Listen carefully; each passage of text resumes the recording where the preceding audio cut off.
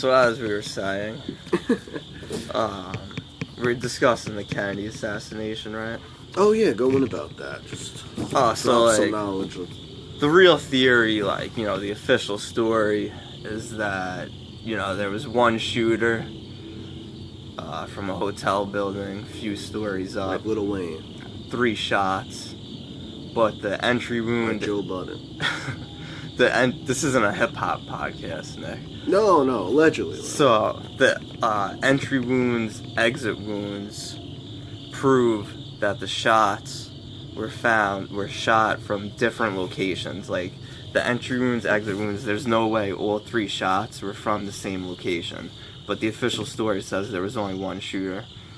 And there was proven documents that JFK was trying to abolish the CIA. And so the government, well, the powers to be, if you believe in Illuminati, all that stuff, I'm not trying to get that deep.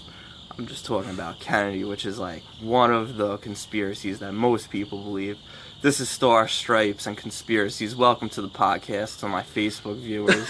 We've been about live for 2 hours on Periscope. Pretty loyal following. We'll probably go like, 2 more hours? I think another hour should be good. And Jerry's watching. What's up, bro?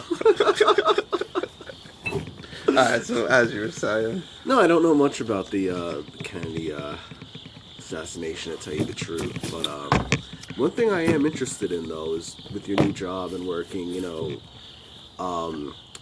and their idea of mining asteroids. I mean, there's huge money, huge profits in that. Yes. You said you went to a presentation. Presentation by by NASA, yes. And what you said, carbon? Is that that's basically they're trying to have a satellite land on an asteroid so they could test the amount of carbon on the asteroid, and that's to prove the theory that like intellectual human beings. What's up, the ant? No, sorry. Keep going. Came to this planet through carbon molecules matching with whatever molecules are on here. Congratulations, this is your most liked live video yet. Good luck. Awesome. The Periscope viewers are pissed. My I Facebook got nothing going on. hijacked. I guess it's definitely the way to go. You want to tell them how to follow you on Twitter so they can see the new episodes? Yeah, follow me. Nick_Bove. B-O-V as in Victor E. Your golf buddies shouting, yeah. My golf buddies. What's up, brother? We'll be back to the country club soon. Tuesdays with Millie. But yeah, we got to get Derek out there. He doesn't really. You been golfing? I've been golfing. I've been practicing my stroke. Went from shooting out. We'll save that. Yeah, sure. That's the episode you have to pay for. But you want to go back to reading a chapter from the book? Yeah, let me get a chapter in for you. Just reading a little This book's super positive. For the new listeners, just say the title again. Yeah, it's The Law of Divine Compensation, Marianne Williamson. Get that at your local Target. Whoa. Buy it from a mom and pop bookstore. None of this commercial. Yeah, mom and pop.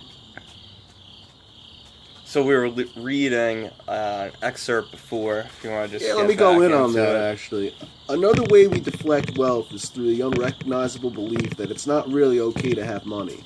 Just as some people are prejudiced against the poor, some are prejudiced against the rich. I support the Occupy Wall Street movement because over the last few decades, there's been a systematic dismantling of the appropriate guarantees of economic justice in the United States.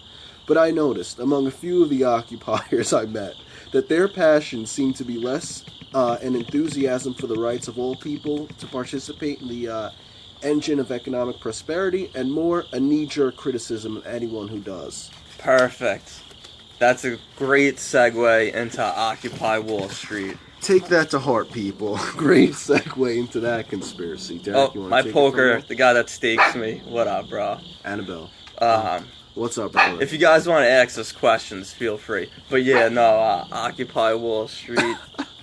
Basically, people are starting to realize that the banks, the money isn't really based on anything anymore. Annabelle. So we could get into the whole Federal Reserve, but basically Occupy Wall Street, it was a good protest. I don't think the problem is these people get discouraged because there's no real change happening. So like you can only stand in a park for so many hours and you're like, all right, nothing's going on, Yeah.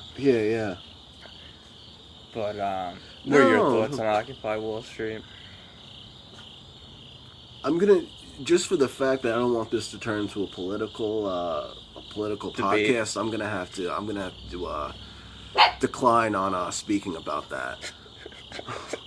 This guy's such a politician these days. It's hard to even get a good theory out of him. Yeah, no. Next subject. The curvature of the Earth.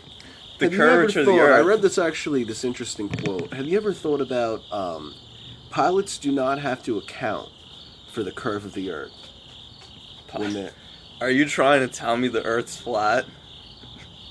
Yes, actually, that is what I'm saying. No way.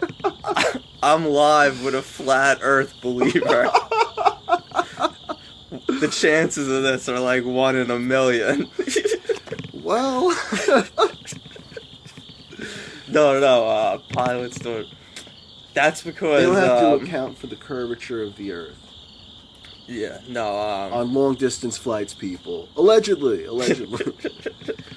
To disprove you, basically, like the same people that talk about that theory say that why doesn't the water fly off the side of the Earth? These people really believe that the Earth's flat.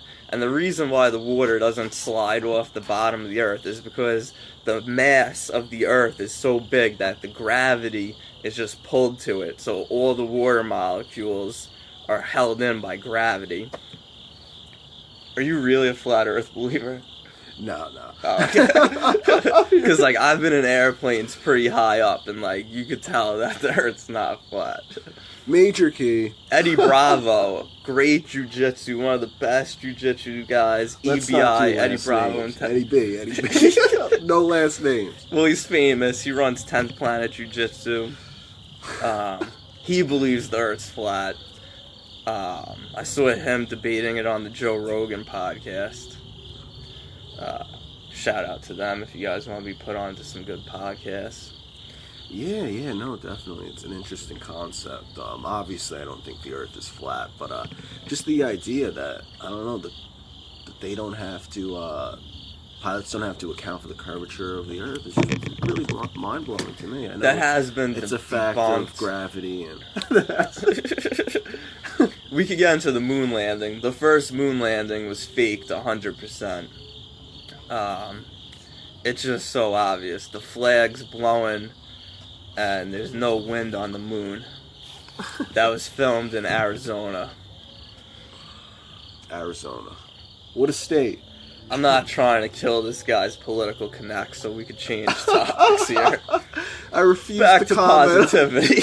You used to comment on that. Want to read an excerpt? Allegedly, he was at a barbecue with Hillary Clinton the other week. Allegedly, people. Allegedly, she's alive and well.